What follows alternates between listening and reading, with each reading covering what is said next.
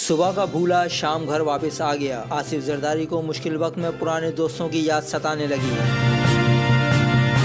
उन्हीं दोस्तों में आसिफ जरदारी को पीर पगारा साहब की भी याद आ गई।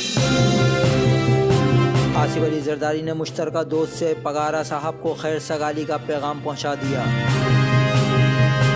जर्राए के मुताबिक आसिफ अली जरदारी इस वक्त काफ़ी मुश्किल हालात में घिरे हुए हैं, इसलिए उनको आज पुराने दोस्त याद आ गए।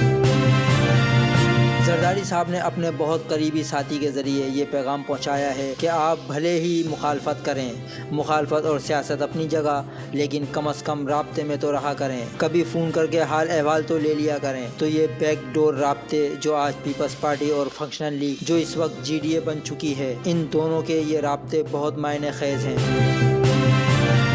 क्योंकि कुछ दिन पहले अख्तर मेंगल ने पीपल्स पार्टी से मुलाकात की थी, जो इस वक्त तहरीक इंसाफ के साथी हैं। उसके बाद आसिफ अली जरदारी का पगारा साहब को मैसेज भेजना, ये बात और ये मैसेज बहुत वजन रखता है कि जरदारी साहब आगे क्या करने जा रहे हैं। क्या वो कोई नई हिकमत अमली तैयार कर रहे हैं उन लोगों से मिलकर जो हुकूमत के साथ हैं। ये बहुत मायने खेज मैसेज है जो उन्होंने पगारा साहब को भेजा है।